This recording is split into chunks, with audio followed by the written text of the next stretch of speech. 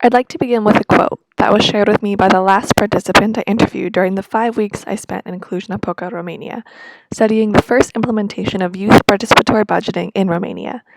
This particular participant was a facilitator of the YouthPB process who helped coordinate and support the entire process, and she said to me, "If you don't dig, you don't see the Earth's consistency." She continued her statement by sharing her observation that in projects, you always have to have strict results, but we always forget about the processes that make us who we are. And I think this idea of the unparalleled importance of understanding and appreciating the processes in all of our work is one most all of us can significantly relate to. And so today I would like to speak to two processes that took place in Cluj-Napoca during 2015, the first being the YouthPB process in Cluj, and the second being the process I used in my explorative analysis of the Cluj YouthPB process. And so for some background context information on Cluj itself, it is the second largest city in Romania, located in the northern region known as Transylvania. It's the capital of Transylvania, and it's home to approximately 300,000 people as well as an additional 100,000 students. It's known as an innovative, creative, multicultural college town, and so this unique context of innovation lent itself quite well to the first implementation of YouthPB in Romania. And the YouthPB process itself developed in response to a successful general PB process with low youth turnout. Additionally, Cluj was recognized as the European Youth Capital of 2015 as a result of its dedication and development to youth initiatives, particularly those relating to social and cultural ones. And as a result of that, as a result of being the European Youth Capital of the Year, the YouthPB process was developed in partnership with a collection of NGOs and City Hall. And this last piece about the partnership between these organizations is key to understanding how and why this particular YouthPB process developed in the way that it did. For example, there were some conflicting views in the development of the process in terms of how to implement and create YouthPB, particularly focusing on the deliberation aspect, where some of the NGOs advocated for a process that was viewed as a more innovative seed funding initiative, where City Hall focused on the process being a deliberative participatory democracy process. And so what ultimately developed was what was referred to as Come on Cluj-Napoca, and it was created around this campaign of sharing culture, of sharing space, of sharing vision, sharing language. And so the specific goals of the project were that all projects that were proposed by the youth, the young adults, needed to be of a social or cultural nature. And ultimately, they aspire to create around 250 informal projects. And the informal piece is key because it recognizes that the goal here was to engage young adults ages 14 to 35 in creating initiatives that were not associated with existing NGOs or engagement processes, so that it gave a chance for an everyday citizen, an everyday individual, young person to develop in a team of around 3 to 5 people who could propose multiple projects that were projects that they saw fit to address needs that they recognized within their community. And so the timeline of the process is that it's finishing up as we speak. The many projects have already been implemented, and the final few are being implemented now, and moving into an evaluation process. And the last thing I want to touch on in terms of the process itself is that the Cluj YouthPB process was created and implemented entirely online, which is somewhat unique to a PB process in that there were challenges in terms of deliberation,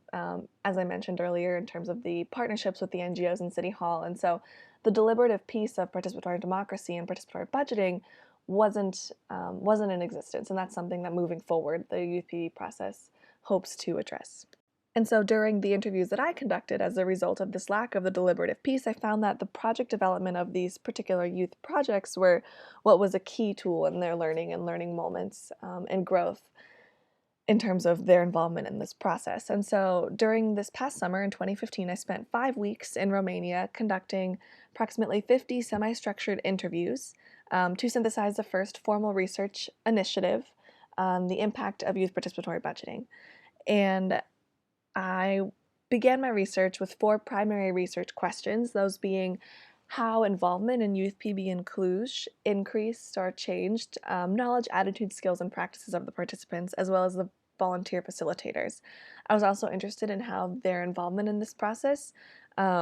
either helped or inhibited their institutional trust and perception of power distance, as well as I mentioned, this being an online process, interested in kind of the cyber-psychological components of these effects when they occurred primarily online. And fourth, I was, from my social and cultural psychology background, interested in applying components of Gordon Allport's conditions for intergroup contact hypothesis theory in terms of with a particular focus on relations between Hungarians and Romanians. And so to answer these questions, some of the key variables that I've been looking at in analyzing my interviews involve ethnicity, religion of the participants, as well as each participant's role on their team, their individual education level and emphasis, the type of group that they developed, whether that be strictly informal or more formal or tied to an organizational support system. Interested in what type of learning moment they shared with me when I asked, was there any key moment that stands out to you as having taught you the most throughout this process? Whether they focused on the project they created itself or the youth participatory budgeting process. Whether or not these groups interacted with City Hall, the type of project they developed, as well as a few other key variables. And so to speak to that last point on the type of projects developed,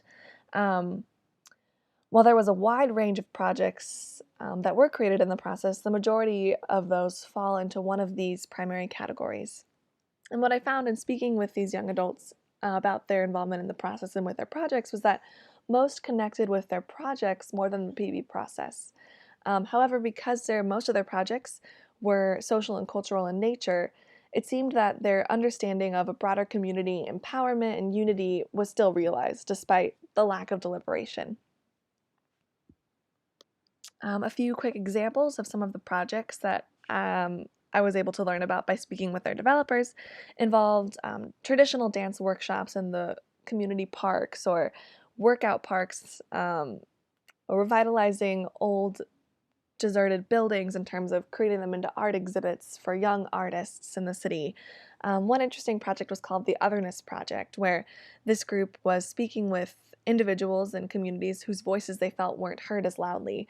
and ultimately turning their stories into a magazine for publication as well as a performance in theater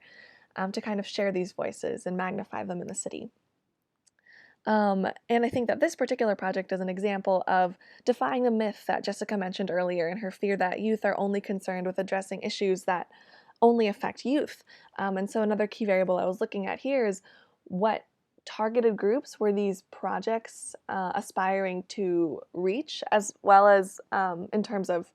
involving them, as well as what groups in terms of young adults or adults themselves or the broader community were these projects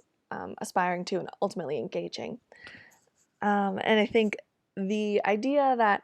these projects needed to be of social and cultural nature is another one that kind of Ginny touched on earlier in terms of how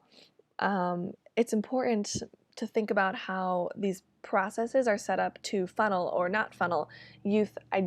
ideas of young adults into certain categories in terms of how much autonomy these young people truly have in these processes. And so looking forward into what's next for YouthPB in Cluj-Napoca,